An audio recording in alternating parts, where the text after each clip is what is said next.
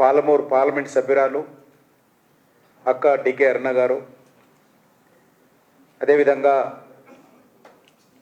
మన రాష్ట్ర సంస్థాగత ఇన్ఛార్జ్ అయినటువంటి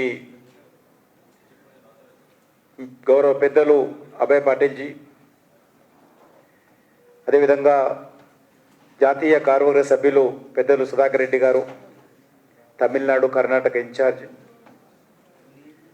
గౌరవ పార్లమెంట్ సభ్యులు బీసీ సంఘం జాతీయ అధ్యక్షులు కృష్ణన్న గారు, అదేవిధంగా సంఘటన మంత్రి చంద్రశేఖర్జీ, ఈ కార్యక్రమంలో పాల్గొంటున్నటువంటి గౌరవ పార్లమెంట్ సభ్యులు, గౌరవ శాసనసభ్యులు,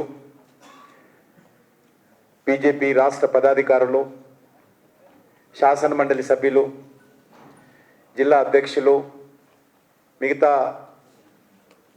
ఈ వర్క్షాప్కి వచ్చినటువంటి ప్రతినిధులందరికీ కూడా నమస్కారాలు. మన సంఘటన మంత్రి వచ్చే జూన్ మాసంలో చేపట్టాల్సినటువంటి ఈ అంశాలన్నిటిపైన కూడా జాతీయ పార్టీ ఆదేశం మేరకు మనం ఈరోజు చర్చించుకుంటున్నాం. ముఖ్యంగా రాష్ట్రంలో, దేశంలో ఉన్నటువంటి రాజకీయ పరిస్థితుల నేపథ్యంలో తెలంగాణ రాష్ట్రంలో ఉన్నటువంటి ప్రత్యేక పరిస్థితుల నేపథ్యంలో భారతీయ జనతా పార్టీ కార్యకర్తలుగా మనందరం కూడా ఈరోజు ప్రజల మధ్యకి వెళ్ళాల్సినటువంటి అవసరం ఉంది. ముఖ్యంగా గౌరవ ప్రధానమంత్రి శ్రీ నరేంద్ర మోడీ గారి నేతృత్వంలో గత 11 సంవత్సరాలుగా ఒక సమర్థవంతమైనటువంటి నాయకత్వాన్ని దేశానికి ఇవ్వడం జరిగింది. ఒక నీతివంతమైనటువంటి నాయకత్వాన్ని దేశానికి ఇవ్వడం జరిగింది. అవినీతికి తావు లేకుండా సేవ, సుపరిపాలన, అదేవిధంగా పేదల సంక్షేమం ఆధారంగా మన ప్రభుత్వం ఏ రకంగా పనిచేసిందో ఈరోజు మన దేశమే కాదు, ప్రపంచమంతా కూడా ఈరోజు భారతదేశం వైపు చూస్తున్నటువంటి పరిస్థితి మనం చూస్తూ ఉన్నాం. ఈ నేపథ్యంలో మరి గతంలో ఉన్నటువంటి ప్రభుత్వాలలో పోల్చి చూస్తే మనకంటే ముందు అధికారం ఉన్నటువంటి 10 సంవత్సరాల యూపీఏ హయాంలో రోజు ఏ పేపర్ చూసినా, ఏ టీవీ బ్రేకింగ్ న్యూస్ చూసినా కూడా 10 సంవత్సరాల యూపీఏ కాంగ్రెస్ పార్టీ హయాంలో ఏ రకంగా సోనియా గాంధీ నేతృత్వంలో మన్మోహన్ సింగ్ గారు ప్రధానమంత్రిగా ఉన్నప్పుడు ఏ రకంగా కుంభకోణాలు జరిగాయో, లక్షలాది కోట్ల ప్రజాధనాన్ని ఏ రకంగా దోపిడీ చేసిందో కాంగ్రెస్ పార్టీ మనకు తెలుసు. ఈరోజు మనం గుండెల మీద చేయి వేసుకొని దేశ ప్రజలకు చెప్పొచ్చు, ఈ యొక్క 11 సంవత్సరాలలో ఒక్క రూపాయి దుర్వినియోగం కాకుండా నరేంద్ర మోడీ గారు ఒక నీతివంతమైనటువంటి, ఒక సమర్థవంతమైనటువంటి, ఒక అద్భుతమైనటువంటి పరిపాలన ఈ దేశ ప్రజలకు ఇవ్వడం జరిగింది. మనమే కాదు, ఈరోజు అన్ని వర్గాల ప్రజలు కూడా దీంతో ఏకీభవిస్తారు. మనల్ని విమర్శిస్తున్నటువంటి రాజకీయ పార్టీలు కానీ, సంస్థలు కానీ ఏవి కూడా మన ప్రభుత్వం అవినీతి ప్రభుత్వం అనేటువంటి లేదు. అంత ధైర్యంగా, నీతివంతంగా, కరప్షన్ విషయంలో జీరో టాలరెన్స్తో ఈరోజు మన ప్రభుత్వం పనిచేస్తూ ఉంది. అందుకే ఈ 11 సంవత్సరాల పరిపాలనకు సంబంధించినటువంటి అంశాలను మరొకసారి ప్రజల మధ్యకు తీసుకెళ్లాల్సినటువంటి బాధ్యత మనకున్నది. ఈ 11 సంవత్సరాల సుపరిపాలన, ఒక నీతివంతమైనటువంటి పాలన, పేదల సంక్షేమం కోసం పనిచేస్తున్నటువంటి పాలన, ఒక నీతివంతమైనటువంటి పాలనను ఏ రకంగా మనం ప్రజలకు అందిస్తున్నామో ఒక్కసారి గ్రామ స్థాయిలో ప్రతి ఇంటింటికి వెళ్ళి, ప్రతి గ్రామ పోలింగ్ బూత్ అధ్యక్షుడు ప్రతి ఇంటికి వెళ్ళి ఈ యొక్క కేంద్ర ప్రభుత్వ 11 సంవత్సరాల పాలనలో చేసినటువంటి అనేక కార్యక్రమాల విషయంలో ప్రజలకు తెలియజేయాల్సినటువంటి అవసరం ఉంది. ముఖ్యంగా ఇంతకుముందే సుభాష్ గారు చెప్పారు, కాంగ్రెస్ హయాంలో కేంద్ర ప్రభుత్వము 32% నిధులను రాష్ట్రాలకు ఇచ్చేవాళ్ళు డివల్యూషన్ ఆఫ్ ఫండ్స్ కింద. కానీ ఈరోజు నరేంద్ర మోడీ గారు ప్రధానమంత్రి అయిన తర్వాత 32% ఉన్నటువంటి నిధులను ఏకంగా స్వాతంత్రం వచ్చిన తర్వాత మొదటిసారి 42% పెంచి రాష్ట్రాలకు ఆర్థికంగా పరిపుష్టిగా ఉండాలి, ఫెడరల్ సిస్టంలో రాష్ట్రాలు బలంగా ఉంటేనే దేశం ముందుకెళ్తుందనేటువంటి విశ్వాసము, నమ్మకము, కమిట్మెంట్ నరేంద్ర మోడీ గారికి ఉంది కాబట్టే ఈరోజు 42% డివల్యూషనస్ ఫండ్స్ రాష్ట్రాలకు ఇవ్వడం జరిగింది. ఆ రకంగా కొనసాగిస్తూ ఉన్నాం. అంతేకాదు ఈరోజు వన్ నేషన్ వన్ ట్యాక్స్ కింద జిఎస్టీ ప్రవేశపెట్టి ఈరోజు ఏ రకంగా అవినీతి లేకుండా నీతివంతంగా ఈరోజు మరి ట్యాక్స్ పద్ధతిన రాష్ట్రాలు, కేంద్రాలు సమానంగా ఈ ట్యాక్సులు పంపిణీ చేసుకున్నటువంటి విషయాన్ని మనం చూస్తూ ఉన్నాం. అదే కాకుండా చిన్న చిన్న విషయాలు, one nation one ration card. ఈరోజు రేషన్ కార్డు ఉంటే దేశమంతా ఎక్కడికైనా రేషన్ తీసుకునే విధంగా ఒక విప్లవాత్మకమైనటువంటి మార్పు నరేంద్ర మోడీ గారి ప్రభుత్వము ఈరోజు రాష్ట్రంలో తీసుకురావడం జరిగింది. అంతేకాకుండా ఈరోజు మనం చూస్తూ ఉన్నాం, మన హైదరాబాద్ నగరంతో సహా ఏ రకంగా దేశంలో ఉగ్రవాద కార్యక్రమాలు జరిగాయి. ఎక్కడ చూసినా బాంబు పేలుళ్ళు, ఎక్కడ చూసినా పాకిస్తాన్ ఐఎస్ఐ కార్యక్రమాలు, ఎక్కడ చూసినా మత కళాలు, కర్ఫ్యూలు, AK-47లు, RTXలు. అటువంటి భారతదేశాన్ని ఈరోజు మరి ఉగ్రవాద రహిత దేశంగా నిర్మాణం చేయడం కోసం పాకిస్తాన్ సరిహద్దులు తప్ప మిగతా దేశమంతా కూడా మన హైదరాబాద్ నగరంలో గత 11 సంవత్సరాలలో ఒక్క ఉగ్రవాద సంఘటన జరగకుండా ఈరోజు మరి అనేక దేశాలు ఏ రకంగా భారతదేశాన్ని అభినందిస్తున్నాయో మనకు తెలుసు. అనేక రాష్ట్రాలలో, అది లక్నో కావచ్చు, అలహాబాద్ కావచ్చు, ఢిల్లీ కావచ్చు, బాంబే కావచ్చు, బెంగళూరు కావచ్చు, కొచ్చిన్ కావచ్చు, కోయంబత్తూరు కావచ్చు, ఏ రకంగా ఉగ్రవాద కార్యక్రమాలు జరిగాయో. కానీ నరేంద్ర మోడీ గారి నేతృత్వంలో పూర్తిగా పాకిస్తాన్ ఐఎస్ఐ నెట్వర్క్ను మరి ఏ రకంగా తుంచివేశామో, ధ్వంసం చేశామో, డిస్ట్రాయ్ చేశామో ఈరోజు మనం చూస్తూ ఉన్నాం. అంతేకాదు ఈరోజు మరి తెలంగాణలో ఏ రకంగా ఈ యొక్క తెలంగాణ రాష్ట్రానికి నిధులు కల్పించామో ఆ విషయాలన్నింటిపైన కూడా మనం మరొకసారి చెప్పుకునేటువంటి అవసరం ఉంది. టెర్రరిజం మీద కూడా zero tolerance policy. Narendra Modi గారు ప్రధానమంత్రి అయిన తర్వాత మొదటిసారి మరి పఠాన్కోట్లో సంఘటన జరిగితే మనం ఏ రకంగా సర్జికల్ స్ట్రైక్ నిర్వహించాము. రెండోసారి పుల్వామాలో సంఘటన జరిగితే ఏ రకంగా ఎయిర్ స్ట్రైక్ నిర్వహించాము. మూడోసారి పహల్గామ్లో సంఘటన జరిగితే ఆపరేషన్ సింధూర్ పేరుతో గతంలో ఏం చేసేవాళ్ళు, కాంగ్రెస్ హయాంలో అనేక ఉగ్రవాద సంఘటనలు జరిగాయి. వేలాది మంది చనిపోయారు. ఒక్క పాకిస్తాన్ కారణంగానే జమ్మూ కాశ్మీర్లో 42,000 మంది ఆర్టికల్ 370 తొలగించే రోజు వరకు 42,000 మంది యుద్ధం కారణంగా కానీ, సివిలియన్స్ కానీ, మన యొక్క భద్రతా సిబ్బంది కానీ 42,000 మంది చనిపోయారు. మన హైదరాబాద్లో కూడా అనేక మంది, మన నందరాజ్ గౌడ్ కావచ్చు, కృష్ణ ప్రసాద్ కావచ్చు, విశ్వ హిందూ పరిషత్ సంబంధించిన పాపే గౌడ్ కావచ్చు, RSS కార్యకర్త దేవేందర్ కావచ్చు, యువ మోర్చా కార్యకర్త బాలరాజ్ యాదవ్ కావచ్చు, అనేక మంది హైదరాబాద్ నగరంలో కూడా ఏ రకంగా పాకిస్తాన్ ఉగ్రవాద కారణంగా బలయ్యాము. ఏ రకంగా లుంబిని పార్కులో, గోకుల్ చాట్ బండార్లో, దిల్సుఖ్ నగర్లో ఏ రకంగా బాంబు పేలులు జరిగాయో మనకు తెలుసు. ఈ రకంగా చెప్పుకుంటూ పోతే వందల సంఘటనలు జరిగాయి కాంగ్రెస్ హయాంలో. కానీ చీమ కుట్టినట్టయినా ఉండేది కాదు కాంగ్రెస్ ప్రభుత్వానికి. కాంగ్రెస్ పార్టీ ప్రభుత్వం ఏ రోజు స్పందించలేదు. క్యాండిల్ లైట్లకు మాత్రమే పరిమితమయ్యేది కాంగ్రెస్ పార్టీ ప్రభుత్వం. నరేంద్ర మోడీ గారి ప్రభుత్వం వచ్చిన తర్వాత ఇప్పటి వరకు 3 సంఘటనలు అయితే ఏ ఒక్క సంఘటన పైన కూడా మనము కామ్గా పూడ్చలేదు. ప్రతి దానికి ప్రతిస్పందనగా ప్రతి దాడి చేసి పాకిస్తాన్ హెచ్చరించాము, ఉగ్రవాదులను నేలమట్టం చేసినటువంటి చరిత్ర నరేంద్ర మోడీ గారి హయాంలో భారతదేశంలో న్యూ ఇండియా, నయా భారత్లో ఈరోజు నిర్మాణం. అటువంటి కొత్త భారతాన్ని నరేంద్ర మోడీ గారు సృష్టించారు. క్యాండిడేట్లకు మాత్రమే పరిమితం. పాకిస్తాన్ వాళ్ళు చంపేవాళ్ళు, మనం చచ్చే వాళ్ళము, భగవంతుడు మాకు ఇంతే రాసి పెట్టాడనే కర్మతో ఉండేవాళ్ళం. కానీ ఈరోజు మేము చచ్చే వాళ్ళం కాదు బిడ్డ, ఒక్కడిని చంపితే మేము 100 మందిని చంపుతామని ఈరోజు నరేంద్ర మోడీ గారి హయాంలో బహిరంగంగా ఉగ్రవాదులను ప్రపంచవ్యాప్తంగా హెచ్చరించి ఉగ్రవాదులను పెంచి పోషిస్తున్నటువంటి పాకిస్తాన్ ఏ రకంగా దెబ్బతీశామో ఈరోజు ఆపరేషన్ సింధూర్తో ప్రపంచమంతా ఏ రకంగా తెలుసుకుంటుందో మనం చూశాం. అంతేకాదు ఈరోజు అభివృద్ధి కార్యక్రమాలు, జాతీయ రహదారులు అద్భుతంగా జరుగుతూ ఉన్నాయి. గ్రామీణ ప్రాంతాలలో ప్రధానమంత్రి సడక్ యోజన ఏ రకంగా నిర్మాణం జరుగుతుందో, అదే కాకుండా ఈరోజు రైల్వేల అభివృద్ధి, మొత్తం దేశమంతా కూడా మొత్తం ఎలక్ట్రిఫికేషన్ చేస్తూ ఉన్నాం. అద్భుతమైనటువంటి రైలుల అభివృద్ధి జరుగుతూ ఉంది. నూతన రైలు ప్రవేశపెడతా ఉన్నాం. స్పీడుగా వెళ్ళేటువంటి రైలు స్పీడ్ ప్రవేశపెడతా ఉన్నాం.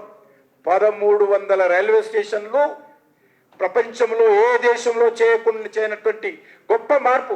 1300 రైల్వే స్టేషన్లు ఏకకాలంలో అభివృద్ధి చేస్తున్నటువంటి ఘనత మన ప్రభుత్వానికి, నరేంద్ర మోడీ గారికి, బీజేపీకి, ఎన్డీఏకి దక్కింది.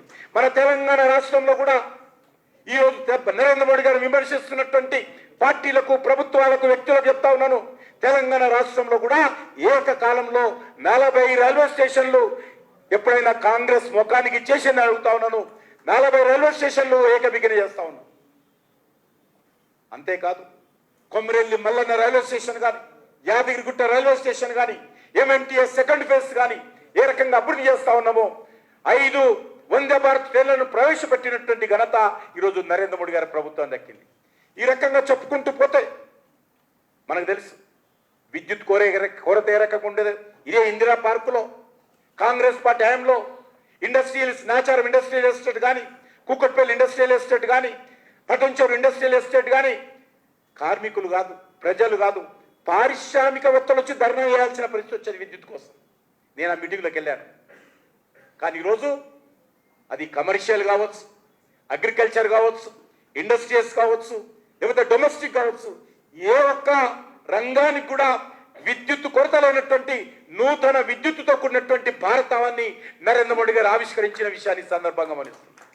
రైతులు ఏ రకంగా ఇబ్బంది పడేవాళ్ళు ఈరోజు దేశంలో, ఒక తెలంగాణనే కాదు, దేశంలో ఏ రాష్ట్రంలో కూడా విద్యుత్ కొరత లేనటువంటి మరి ఈరోజు భారతదేశాన్ని మనం నిర్మాణం చేయడం జరిగింది. అంతేకాదు ఎరువుల కొరత ఏ రకంగా మన వరంగల్లో, ఏ రకంగా మన కరీంనగర్లో, ఏ రకంగా రంగారెడ్డి జిల్లాలో ఎరువుల కోసం క్యూలో ఉండేటువంటి వాళ్ళు, ఒక ఎరువుల షాపులో ఎల్లుండి లోడ్ వస్తుందంటే 2 రోజుల ముందు పోయి చెప్పులు బ్యాగులు పెట్టుకొని రైతులు ఉపవాసాలుంటూ ఎరువుల బస్తా కోసం ఒక్క రైతుకు ఒక్కటే బస్తా ఇచ్చేటువంటి వాళ్ళు ఒక్కొక్క బస్తా కోసం క్యూలో ఉంటున్నటువంటి చరిత్ర యూపీ హయాంలో, కాంగ్రెస్ పార్టీ హయాంలో ఉండేది. కానీ ఈరోజు నరేంద్ర మోడీ గారి నాయకత్వంలో ఎరువుల కొరత లేదు. ఎవరికి కావాలన్నా, ఎంత కావాలన్నా, ఎప్పుడు కావాలన్నా, ఎక్కడ కావాలన్నా కూడా ఈరోజు ఒక్క రూపాయి పెంచకుండా లక్షలాది రూపాయల సబ్సిడీ ఇస్తూ నరేంద్ర మోడీ గారి ప్రభుత్వము గత 11 సంవత్సరాలుగా ఏ రకంగా రైతులకు విద్యుత్తును అందిస్తా ఉందో ఇది కాంగ్రెస్ వాళ్ళని సవాల్ చేస్తా ఉన్నాను. ఈ విషయంలో చర్చకు వస్తారని అడుగుతున్నాను. అది కరెంటు విషయంలో చర్చకు వస్తారా, ఎరువుల విషయంలో చర్చకు వస్తారా, ఎరువుల సబ్సిడీ విషయంలో చర్చకు వస్తారా, రైతులకు ఇస్తున్నటువంటి రైతుల కిసాన్ సన్మాన్ నిధి విషయంలో చర్చకు వస్తారా? మీ ముఖాలకి ఏదైనా చేశారని అడుగుతా ఉన్నాం. నరేంద్ర మోడీ గారిని, భారతీయ జనతా పార్టీని విమర్శించేటువంటి నైతిక హక్కు ఈరోజు కాంగ్రెస్ పార్టీకి ఉందా? ఈరోజు గ్రామీణ ప్రాంతాలలో ఈ 11 సంవత్సరాల పరిపాలన సందర్భంగా ప్రతి రైతు దగ్గరికి వెళ్ళి కాంగ్రెస్ పార్టీ నాయకులను ప్రశ్నించాల్సిన అవసరం ఉంది. అంతేకాదు ఈరోజు మనం చూస్తాం అనేక రకాలుగా రామజన్మభూమి దేవాలయ నిర్మాణం కావచ్చు, వారణాసి దేవాలయ పునర్నిర్మాణం కావచ్చు, ఉజ్జయిని మహంకాళి దేవాలయ నిర్మాణం కావచ్చు, ఈ రకంగా అనేకమైనటువంటి అద్భుతంగా ఈరోజు ఈ దేశంలో ఆధ్యాత్మిక కేంద్రాలను అభివృద్ధి చేసినటువంటి ఘనత నరేంద్ర మోడీ గారికి దక్కుతా ఉంది. అంతేందుకు ఆర్టికల్ 370 కానీ ఏ రకంగా ఆర్టికల్ 370 అవుతున్నప్పుడు ఏం చెప్పారు వీళ్ళు? కాంగ్రెస్ పార్టీ హయాము మన దేశానికి ఇచ్చినటువంటి శాపము పాకిస్తాన్ యొక్క బెడద. కాంగ్రెస్ పార్టీ మన దేశానికి ఇచ్చినటువంటి శాపము ఆర్టికల్ 370. కాంగ్రెస్ పార్టీ మనకి ఇచ్చినటువంటి శాపము ఐఎస్ఐ, మనకి ఇచ్చినటువంటి శాపము ఉగ్రవాద కార్యక్రమం ఇంకా భరిస్తా ఉన్నాం. ఈరోజు పహల్గామ్లో సంఘటన జరిగిందంటే అది కాంగ్రెస్ పార్టీ ఇచ్చినటువంటి శాపమే, వాళ్ళ వారసత్వమే, వాళ్ళ యొక్క చేతగాని తరము, వాళ్ళ యొక్క పాకిస్తాన్ అనుకూల విధానం కారణంగా ఈ రోజు వరకు కూడా భారతదేశము ఈ ఉగ్రవాద కార్యక్రమాలు భరిస్తున్నటువంటి విషయాన్ని మనం గుర్తుపెట్టుకోవాల్సినటువంటి అవసరం ఉంది. అంతేకాదు ఈరోజు చిన్న చిన్న విషయాలు, గరీబ్ కళ్యాణ్ కోసం ఒక గ్రామీణ ప్రాంతాల్లో ఒక పేదవాడి ఇంట్లో టాయిలెట్ నిర్మాణించి మొదలుపెడితే స్పేస్ సెంటర్లో చందనామ వరకు కూడా ఈరోజు భారతదేశం తిరంగాను పంపించినటువంటి ఘనత నరేంద్ర మోడీ గారికి దక్కుతుందన్న విషయాన్ని మనం చేస్తా ఉన్నాం. ఈరోజు ఒక పేదవాడి ఇంట్లో 5 కేజీల బియ్యం ఇచ్చడం మొదలు పెడితే ఈరోజు అనేక రంగాలలో కూడా మరి డిఫెన్స్ లో కూడా ఏ రకంగా స్వయం సమృద్ధితో ముందుకెళ్తా ఉన్నామో ఇటీవల జరిగినటువంటి ఆపరేషన్ సింధూర్లో ప్రపంచమంతా కూడా నివ్వెరపై చూస్తున్నటువంటి పరిస్థితి ఉంది.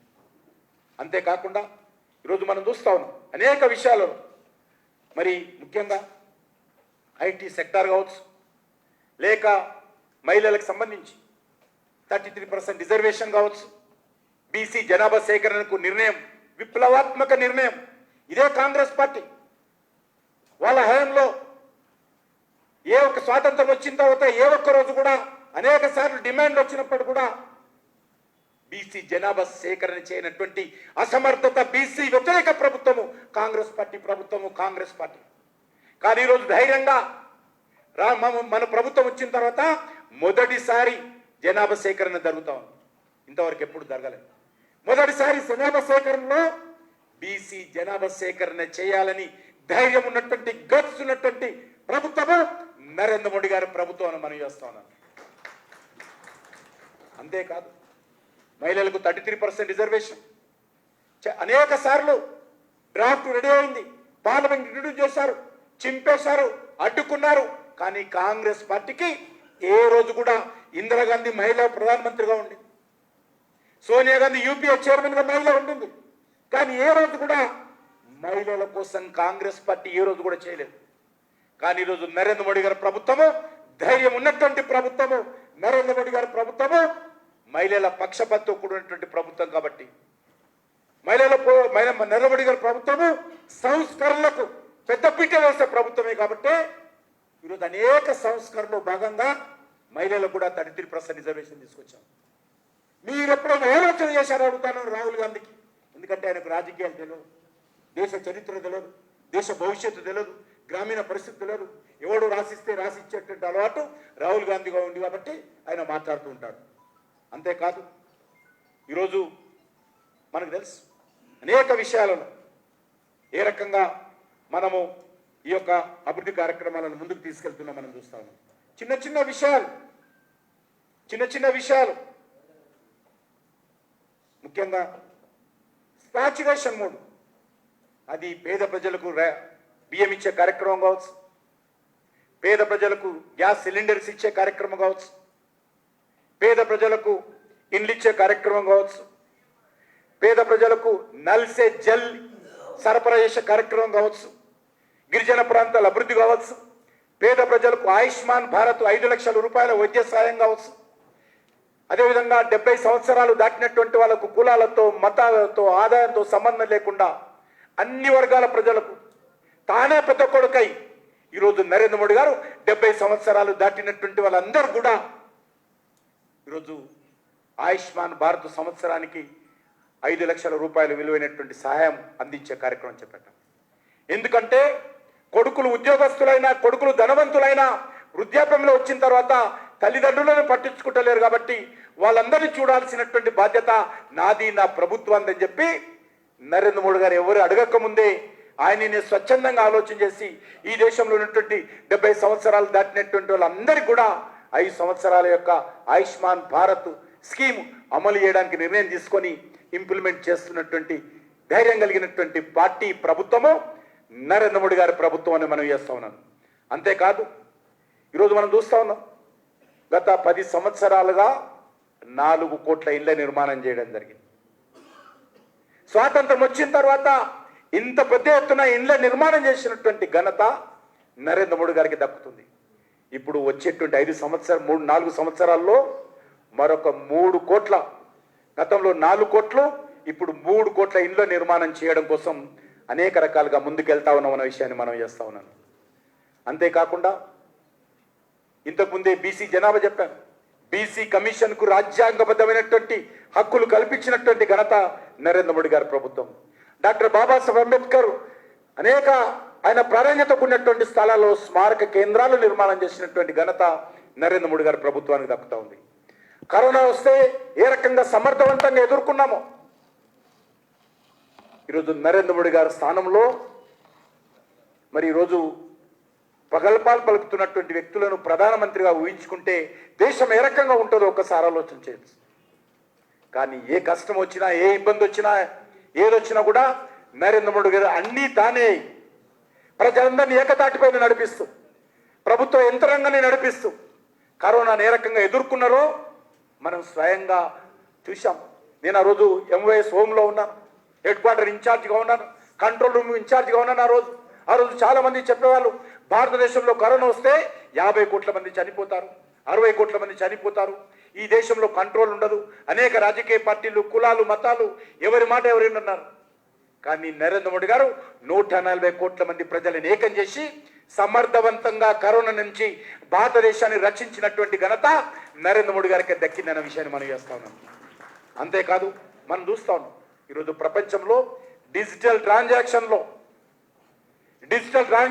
అభివృద్ధి చెందుతున్నటువంటి దేశం, అభివృద్ధి చెందిన దేశం కాదు, పేద ప్రజలున్న దేశం, ఇంకా నిరక్షరాస్యులున్న దేశం, గ్రామీణ ప్రాంతాల్లో జనాభా ఎక్కువ ఉన్నటువంటి దేశం అయినప్పటికీ కూడా ఈరోజు కూరగాయలు అమ్మేవాళ్ళు కావచ్చు, కిరాణా దుకాణంలో కావచ్చు, తోపుడు బల మీద నడిచేటువంటి వాళ్ళు కూడా ఈరోజు డిజిటల్ ట్రాన్సాక్షన్ యుగంలో తీసుకొచ్చి ప్రపంచంలో అత్యధికమైనటువంటి డిజిటల్ ట్రాన్సాక్షన్ నిర్వహించినటువంటి దేశాలలో నెంబర్ 1గా నిలిపినటువంటి ఘనత నరేంద్ర మోడీ గారికి దక్కుతుంది. ఏ విషయంలో మీరు మాకు పొంతన ఉందని అడుగుతాను. మీ ప్రభుత్వానికి మా ప్రభుత్వానికి, మీ ప్రధానమంత్రులకు మా ప్రధానమంత్రులకు, అది అటల్ బిహారీ వాజ్పేయి గారు కానీ నరేంద్ర మోడీ గారు కానీ నక్కకు నాగలోకు అనుకున్నటువంటి తేడా అని చెప్పి ఈ సందర్భంగా మనం చేస్తా ఉన్నాం. అంతేకాదు మనం ఈరోజు చూస్తూ ఉన్నాం, మరి వైఫై నెట్వర్క్ లేక ఆన్లైన్ నెట్వర్క్ ప్రపంచంలో అతి తక్కువ ధరకు దొరుకుతున్నటువంటి దేశం ఏదంటే ఈరోజు భారతదేశం అని మనం చేస్తా ఉన్నాం. నరేంద్ర మోడీ గారు ప్రధానమంత్రి ఉన్నప్పుడు 2 సెల్ ఫోన్లు ఉండేవి, కంపెనీలు 2 సెల్ ఫోన్ కంపెనీలు ఉండేవి. 98% విదేశాల నుంచి దిగుమతి చేస్తా ఉన్నాం.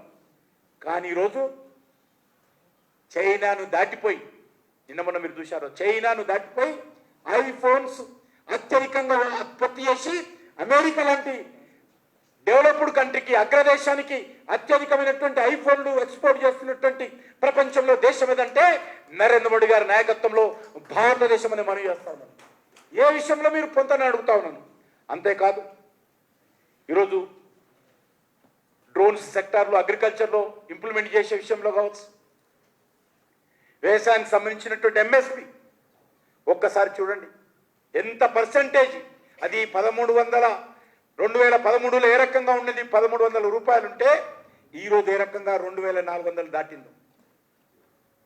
ఆ రకంగా ఎంఎస్పి అద్భుతంగా ఈరోజు అందరికి అందిస్తున్నటువంటి పరిస్థితి ఉన్నది.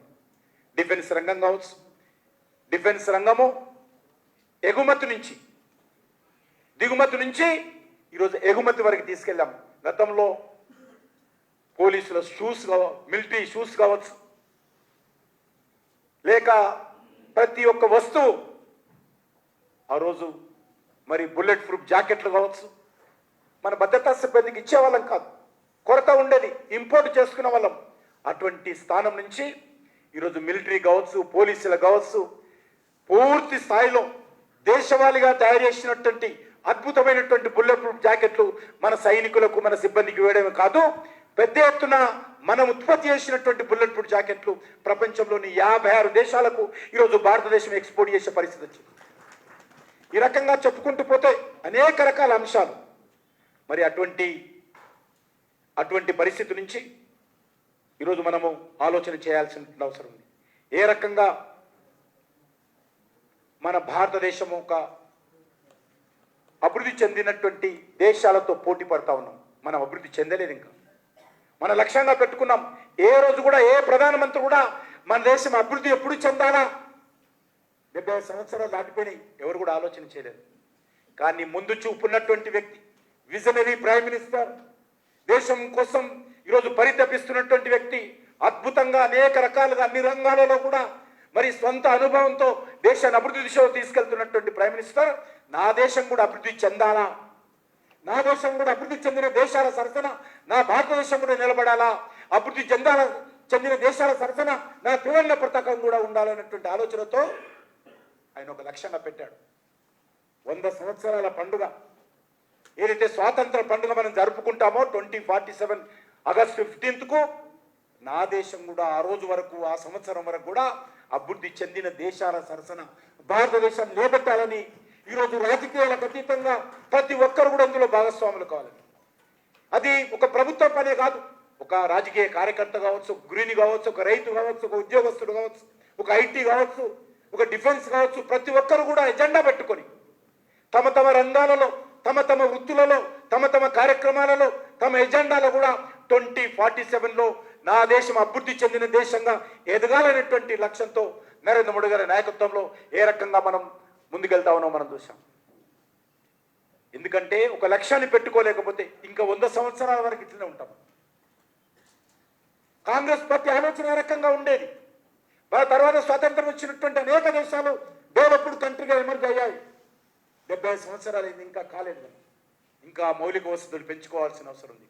పేదరికం నుంచి మనం స్వాతంత్రం వచ్చిన తర్వాత ఏ రకంగా నిర్లక్ష్యం వహించాం మనకు తెలుసు. దాని గత 11 సంవత్సరాలుగా 25 కోట్ల మంది ప్రజలను పేదరికం నుంచి బయటికి తీసుకొచ్చినటువంటి ఘనత ఈరోజు నరేంద్ర మోడీ గారి ప్రభుత్వం దక్కుతుంది. ఏ విషయంలో కాంగ్రెస్ పార్టీకి మనకు పోలికని అడుగుతాను.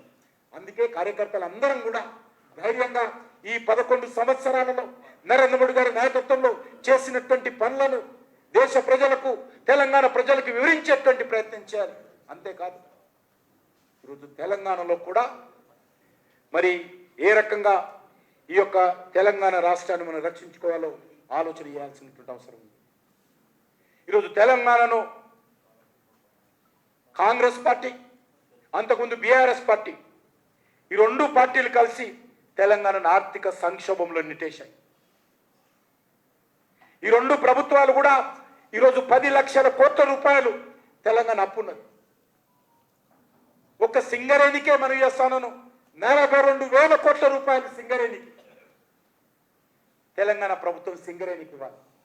42,000 కోట్ల రూపాయలు. ఈ రకంగా కేంద్ర ప్రభుత్వంలో ఉన్నటువంటి పవర్ ఫైనాన్స్ కార్పొరేషన్ కావచ్చు, రూరల్ ఎలక్ట్రికల్ కార్పొరేషన్ కావచ్చు, లేకపోతే తెలంగాణకు సంబంధించిన రాష్ట్రం నుంచి అనేకమైనటువంటి బ్యాంకులు కావచ్చు, సుమారు 10 లక్షల కోట్ల రూపాయలు అప్పున్నారు. బీఆర్ఎస్ పార్టీ అప్పు చేస్తే నేనేం తక్కువ తినేనని చెప్పి ఈరోజు కాంగ్రెస్ పార్టీ కూడా అప్పు చేస్తూ ఉంది. అందుకే ఈరోజు తెలంగాణ రాష్ట్రాన్ని, తెలంగాణ ప్రజలను 10 లక్షల కోట్లలో నెట్టివేయడం జరిగింది. అప్పుల ఊపిలోకి తెలంగాణ రాష్ట్రాన్ని నెట్టివేయడం జరిగింది. కనుచూపు మేరలో తెలంగాణ ముందుకెళ్లే పరిస్థితి లేదు. కనుచూపు మేరలో తెలంగాణకు మంచి భవిష్యత్తు లేదు. వీళ్ళు మాట్లాడుతున్నంత మాత్రాన మాటలు కోటలు దాడుతున్నాయి తప్ప అది రేవంత్ రెడ్డి గారిని, అంతకుముందు కేసీఆర్ గారు. తెలంగాణ రాష్ట్రానికి భవిష్యత్తు లేదు. ఈ తెలంగాణ రాష్ట్రంలో భవిష్యత్తు రావాలంటే తెలంగాణలో డబుల్ ఇంజన్ సర్కారు తప్ప మరో ప్రత్యామ్నాయం లేని విషయాన్ని మనం చెప్పాల్సిన అవసరం. గుండె మీద చేయి వేసుకొని ధైర్యంగా వెళ్ళాలి. ఈ రాష్ట్రాన్ని రక్షించేటువంటి, ఈ రాష్ట్రాన్ని అన్ని రకాల ముందుకెళ్లేటువంటి సత్తా, నాయకత్వము నరేంద్ర మోడీ గారికి మాత్రమే ఉంది తప్ప ఈ కాంగ్రెస్ పార్టీయో, ఈ బీఆర్ఎస్ పార్టీ లేదన్న విషయాన్ని మనం తేయాలి. అవినీతికి అంతు లేకుండా పోయింది. ఎవరికి దోచింది వాళ్ళు దోచుకుంటున్నారు. తెలంగాణ రాష్ట్రం చాలా బాధ అనిపిస్తుంది. ఎందుకోసం ఇన్ని పోరాటం చేసి సుమారు 1200 నుంచి 1500 మంది తెలంగాణ బిడ్డలు ఆత్మ బలిదానం నుంచి తెలంగాణ తెస్తే కేసీఆర్ కుటుంబం దోచుకోవడానిక, కాంగ్రెస్ పార్టీ నాయకులు దోచుకోవడానిక, వాళ్ళ త్యాగాలనే విషయం ఈరోజు గ్రామీణ ప్రాంతాల్లో మన ప్రజలు చెప్పాల్సినటువంటి అవసరం. బీఆర్ఎస్ పార్టీ ఒక ఆర్గనైజ్డ్ వేలో అవినీతి కేంద్రీకృతంగా ఉండేది. అవినీతి, కరప్షన్, సెంట్రలైజ్డ్ కరప్షన్ ఉండేది. కానీ కాంగ్రెస్ పార్టీ దాన్ని డీసెంట్రలైజ్ చేసి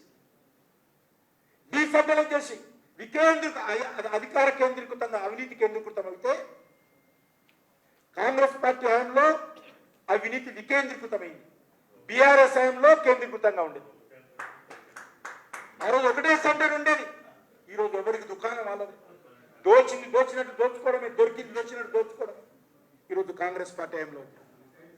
అంతేకాదు ఈరోజు ఈ 1.5 సంవత్సరంలో మరి ఏ రకంగా మరి ఈ రాష్ట్రాన్ని అధోగతి పాల్చేసిందో కాంగ్రెస్ పార్టీ స్పష్టంగా ప్రజలకు చెప్పాల్సిన అవసరం ఉంది. మరి అందుకే కాంగ్రెస్ పార్టీ ఆ రోజు ధనాన్ని దోచుకొని కొన్ని రాష్ట్రాల్లో కేసీఆర్ ప్రత్యేక విమానాలలో పోయి ఆ రాష్ట్రాల్లో ఎన్నికలు జరిగితే డబ్బులు ఇచ్చేవాడు. ఆయన కూడా ప్రధానమంత్రి కావాలని కలలు కనిపెట్టేవాడు కేసీఆర్. ఈరోజు కాంగ్రెస్ పార్టీ హయాంలో కూడా కాంగ్రెస్ పార్టీకి కావాల్సినటువంటి జాతీయ స్థాయిలో అన్ని రకాల ఎలక్షన్స్ కు ఎక్కడి నుంచి డబ్బంటే ఈరోజు తెలంగాణ రాష్ట్రం నుంచి కాంగ్రెస్ పార్టీకి డబ్బు వెళ్ళాలి. దీనికోసమే 1200 నుంచి 1500 మంది తెలంగాణ బిడ్డలు ఆత్మ బలిదానం చేసుకొని మార్పు పేరుతో బీఆర్ఎస్ పార్టీని ఓడించి ఈరోజు కాంగ్రెస్ పార్టీ అధికారంలోకి వస్తే తెలంగాణ డబ్బంతా దేశమంతా పంపిణీ చేయడం కోసమా, దోపిడీ చేయడం కోసమా? ఈరోజు ఏ ఇండస్ట్రియలిస్ట్ అడిగినా, ఏ రియల్ ఎస్టేట్ వ్యాపారస్తుని అడిగినా, ఏ బిల్డర్ని అడిగినా, ఏ కాంట్రాక్టర్ని అడిగినా ఈరోజు కమిషన్లు వాటాలు తప్ప ఏమి లేదు. మన ప్రధానమంత్రి గారు చెప్పారు RRR ట్యాక్స్. ఈ రాష్ట్రంలో మరి ఏ రకంగా దోపిడీ చేస్తా ఉన్నారో మనం చూస్తా ఉన్నాం. అందుకే ఈరోజు మనము ఆలోచన చేయాల్సినటువంటి అవసరం ఉంది. ఈ రాష్ట్రాన్ని రక్షించుకోవాలి. ఈ రాష్ట్రంలో కాంగ్రెస్ పార్టీ ఇచ్చినటువంటి హామీలు 6 గ్యారంటీలు కానీ 420 సబ్ గ్యారంటీలు కానీ ఏం అమలు జరుగుతున్నాయో చెప్పాల్సినటువంటి అవసరం ఉంది. రైతులకు అప్పుల రుణమాఫీ అంతంత మాత్రమే చేశారు. రైతులకి ఎకరానికి ఇస్తున్నటువంటి 1500 కానీ, కౌలు రైతులకు ఇస్తున్నటువంటి 15,000 కానీ, లేక రైతు కూలీలకు ఇస్తున్నటువంటి 12,000 కానీ ఎక్కడ పోయినాయి అడుగుతా ఉన్నాను. మహిళలకు 2,400, నిరుద్యోగులకు 4,000, తులం బంగారము, స్కూటీ, ఈ రకంగా చెప్పుకుంటూ పోతే 420 హామీలు ఏం అమలు చేశారో ఈరోజు కాంగ్రెస్ పార్టీ రాహుల్ గాంధీ, సోనియా గాంధీ ఊరూరా తిరిగి మరి ప్రచారం చేశారు కదా. ఏమైపోయినా మీ హామీలు అడుగుతా ఉన్నాను. కాబట్టి ఈ రాష్ట్రంలో కూడా తమ వైఫల్యాల నుంచి, తమ చేతగాని తన నుంచి, తను ఇచ్చినటువంటి హామీలను అమలు చేయడంలో వైఫల్యాల నుంచి ప్రజల దృష్టిని మళ్లించే విషయంలో మరి రేవంత్ రెడ్డి గారు ప్రయత్నం చేస్తాను. ఆయన పోయి ఇంటర్నేషనల్ విషయాలు మాట్లాడతారు, పాకిస్తాన్ విషయాలు మాట్లాడతారు, మన పాకిస్తాన్ గురించి మాట్లాడతారు. మన పాకిస్తాన్, ఆయనకు మన పాకిస్తాన్ కనిపిస్తుంది. ఇక్కడ రైతుల రుణమాఫీ ఏంటి, ఎకరానికి 1500 ఏంటి, లేకపోతే జాబ్ క్యాలెండర్ ఎక్కడ పోయింది, 2 లక్షల ఉద్యోగాలు ఎక్కడ పోయినాయి, మహిళలకు 2500 ఎక్కడ పోయింది, నిరుద్యోగులకు 4000 ఎక్కడ పోయింది, తులం బంగారం ఎక్కడ పోయింది, ఇది మాట్లాడాడు. ఇవి మాట్లాడాడు, ఇది మిగతా మాట్లాడతాడు. ఈరోజు రాష్ట్రంలో ఉన్నటువంటి పరిస్థితులు ఏంటి, ఈ రాష్ట్రానికి కావాల్సినటువంటి పని ఏంటి? ఈరోజు ఇంతకుముందు సుధాకర్ గారు చెప్పినట్టు ప్రపంచ సుందరిమణుల పోటీలు హైదరాబాద్ లో. కాబట్టి ఈ రాష్ట్రాన్ని రక్షించుకోవాల్సినటువంటి బాధ్యత తెలంగాణ ప్రజలది. ఈ రాష్ట్ర సాధన కోసం చిత్తశుద్ధితో పోరాటం చేసినటువంటి ఏకైక జాతీయ పార్టీ భారతీయ జనతా పార్టీ మనది కూడా. కాబట్టి ఈరోజు కాంగ్రెస్ పార్టీ కానీ, బీఆర్ఎస్ పార్టీ కానీ తెలంగాణ సాధనలో ఏ రకంగా మరి అనేక రకాలుగా వివరించారో మనం చూసాం. ఇదే బీఆర్ఎస్ పార్టీ అధికారం ఉన్నప్పుడు తెలంగాణ వ్యతిరేకించినటువంటి మజ్లిస్ పార్టీని భుజాన వేసుకొని ఊరేగిన విషయాన్ని మనం చేస్తా ఉన్నాం. తెలంగాణ కాదన్నటువంటి మజ్లిస్ పార్టీతో అంటగాగి 10 సంవత్సరాలు పాలన చేసింది బీఆర్ఎస్ పార్టీ. కాంగ్రెస్ పార్టీ నాయకులు కూడా ఏ రకంగా పార్లమెంటులో మరి ఏ రకంగా టపాసులు పేల్చారో, కత్తులు తీసుకొని పోయారో పార్లమెంట్ బిల్లుకు వ్యతిరేకంగా మనం. కానీ 160 మంది ఎంపీలు చిత్తశుద్ధితో తెలంగాణ రాష్ట్రంలో అంకిత భావంతో అన్ని రకాల ఉద్యమాలు చేసి తెలంగాణ రాష్ట్ర సాధనలో మరి లాల్ కృష్ణ అద్వానీ గారి నాయకత్వంలో, సుష్మా స్వరాజ్ గారి నాయకత్వంలో, రాజ్నాథ్ సింగ్ గారి నాయకత్వంలో భారతీయ జనతా పార్టీ ఈరోజు తెలంగాణ సాధనలో కీలక పాత్ర పోషించింది. ఖచ్చితంగా తెలంగాణ రాష్ట్రాన్ని కూడా అభివృద్ధి చేయాల్సినటువంటి బాధ్యత భారతీయ జనతా పార్టీ మీద ఉన్నది. తప్పకుండా బాధ్యత రానున్న రోజుల్లో మనం తీసుకోవాలి. భారతీయ జనతా పార్టీ తప్ప ఈ రాష్ట్రాన్ని రక్షించేటువంటి పరిస్థితి ఈరోజు కుటుంబ పార్టీ అయినటువంటి, అవినీతి పార్టీ అయినటువంటి, కుటుంబ కలహాలతో తెలంగాణ దృశ్యం మళ్లించే ప్రయత్నం చేస్తున్నటువంటి బీఆర్ఎస్ పార్టీకు మరి ఈరోజు హోల్సేల్గా, రిటైల్గా అవినీతికి పాల్పడుతున్నటువంటి కాంగ్రెస్ పార్టీతో లాభం లేదనే విషయాన్ని మనం చేస్తాం. కాబట్టి ఆ దిశలోనే మనం చేసేటువంటి ఈ కార్యక్రమాలన్నిటిపైన కూడా మనం ఆత్మవిశ్వాసంతో ప్రజల మధ్యకి వెళ్ళాలి. తెలంగాణ ప్రజలు ఎదురు చూస్తూ ఉన్నారు. ఏ ఐఏఎస్ అధికారిని కలిసినా, ఏ సీనియర్ నాయకులను కలిసినా, కాంగ్రెస్ ఎంపీలను కలిసినా, కాంగ్రెస్ ఎమ్మెల్యేలను కలిసినా, అన్న మీరే ఈ తెలంగాణ రాష్ట్రంలో భారతీయ జనతా పార్టీ ప్రత్యామ్నాయంగా రావాలి. ఈ తెలంగాణను రక్షించేటువంటి బాధ్యత, తెలంగాణ అభివృద్ధి చేసేటువంటి అవకాశము ఒక భారతీయ జనతా పార్టీకి మాత్రమే ఉందనే విషయాన్ని మనం చేస్తున్నాం. ఆ రకంగా ఈరోజు ఆలోచిస్తాం. మనము విశ్వాసంతో ముందుకెళ్ళాలి. మనం ఎప్పుడు కూడా 37% ఓట్లు మనకు వస్తాయని, లేకపోతే 77 లక్షల మంది ప్రజలు పోలింగ్ బూత్కి వెళ్ళినటువంటి వాళ్ళలో 77% మంది ప్రజలు, 77 లక్షల మంది ప్రజలు మనం ఓటేస్తారని అనుకోలేదు.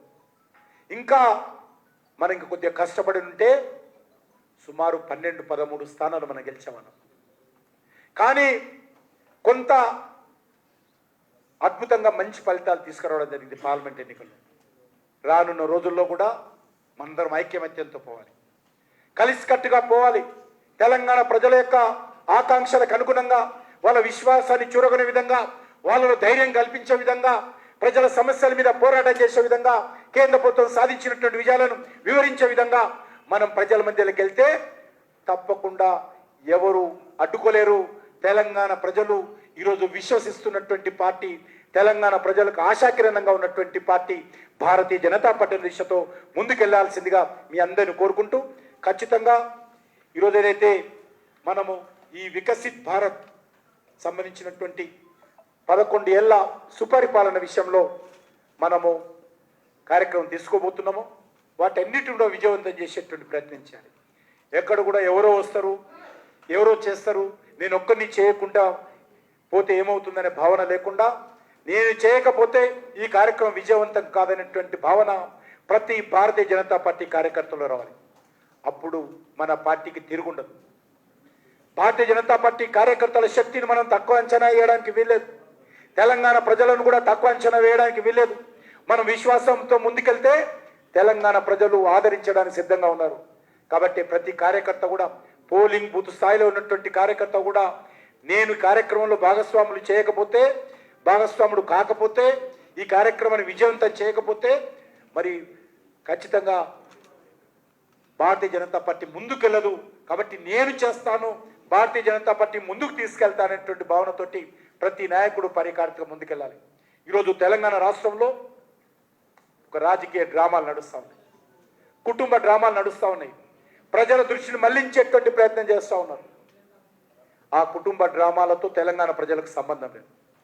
ఆ కుటుంబ డ్రామాలతో మనం పాత్రధారులం, సూత్రధారులం కావాల్సిన అవసరం లేదు. తెలంగాణ ప్రజలు కూడా పాత్రధారులు, సూత్రధారులు కాదు. ఆస్తుల గొడవ, అధికారపు గొడవ, అంతస్తుల గొడవ, అది అందులో మనం ఎవరం వెళ్లాల్సిన అవసరం లేదు. ఖచ్చితంగా కాంగ్రెస్ పార్టీ వైఫల్యాలు, ఖచ్చితంగా టీఆర్ఎస్ టైంలో జరిగినటువంటి అవినీతి ప్రజల మధ్యలో తీసుకెళ్ళాలి. అవినీతితో దోచుకున్నటువంటి డబ్బుల కోసం ఈరోజు బీఆర్ఎస్ పార్టీలో గొడవలు, అవినీతి డబ్బులతో దోచుకున్నటువంటి ఆస్తుల కోసం బీఆర్ఎస్ పార్టీలో గొడవలు. కాబట్టి దాంట్లో మనం పడాల్సినటువంటి అవసరం లేదు. అంతేకాకుండా ఈరోజు కాంగ్రెస్ పార్టీ కూడా అనేక రకాలుగా వైఫల్యాల నుంచి ప్రజల దృష్టిని మళ్లించేటువంటి ప్రయత్నంలో మనం కూడా జాగ్రత్తగా ఉండి ప్రజలను సంఘటితం చేసి ముందుకెళ్లాల్సిందిగా మీ అందరినీ కోరుకుంటూ, నాకు పూర్తి విశ్వాసం ఉంది. మనందరం ఐక్యమత్యంతో పనిచేద్దాం, కలిసికట్టుగా ముందుకెళ్దాం. ఈ రాష్ట్రంలో మరి ఖచ్చితంగా మనం ఇంతవరకు ఎప్పుడు కూడా అధికారంలో రాలేదు.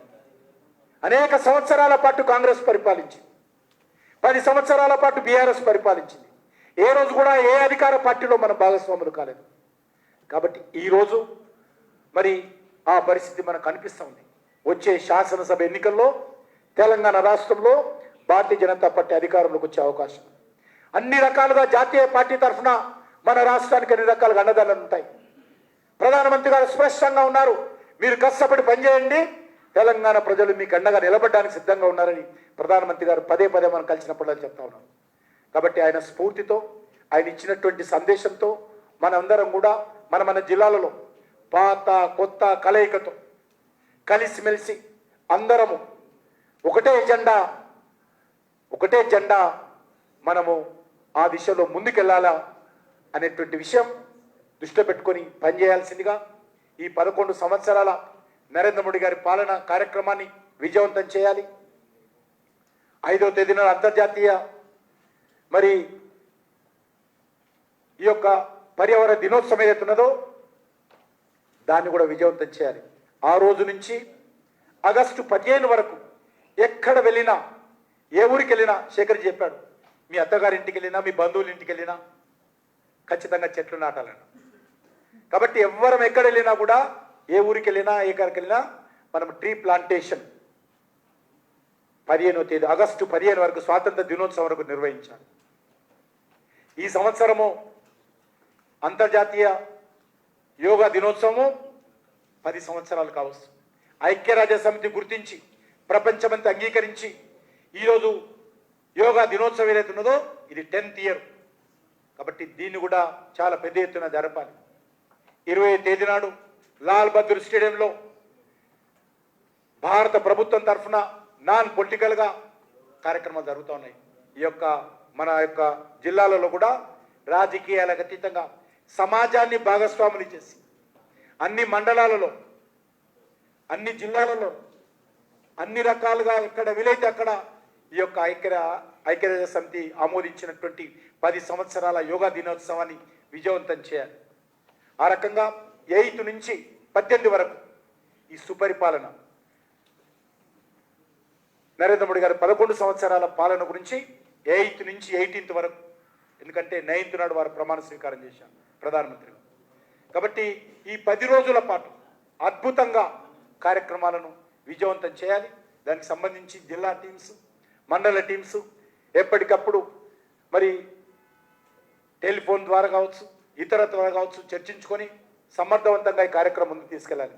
జిల్లా అధ్యక్షులందరూ కొత్తగా వచ్చారు, మండల అధ్యక్షులందరూ చాలామంది కొత్తగా వచ్చారు. కాబట్టి నేను అందరినీ కోరుతా ఉన్నాను, ఈ కార్యక్రమం పెద్ద కార్యక్రమం. మరి తెలంగాణ యాత్ర నాన్ పొలిటికల్గా జరిగింది, కానీ ఈ కార్యక్రమం పార్టీ తరఫున ఈ 10 సంవత్సరాల కార్యక్రమం. ఒకటి, నరేంద్ర మోడీ గారు 11 సంవత్సరాలు చేపట్టినటువంటి కార్యక్రమాలు.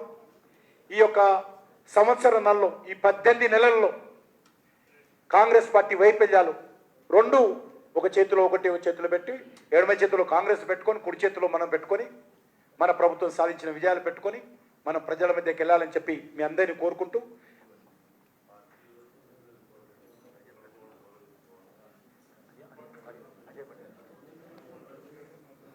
అందరూ కూడా ఒకటే కోరుతా ఉన్నాను, అన్ని జిల్లాలలో కూడా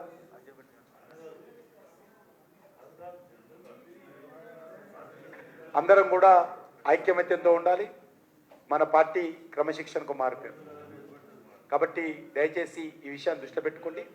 తప్పకుండా ఈ విషయంలో మనందరము జిల్లా అధ్యక్షులుగా అత్యంత ప్రాధాన్యత ఇచ్చి మండల స్థాయిలో, జిల్లా స్థాయిలో, రాష్ట్ర స్థాయిలో ఎక్కడ కూడా ఈ రకమైనటువంటి సంఘటనలు పునరావృతం కావద్దు.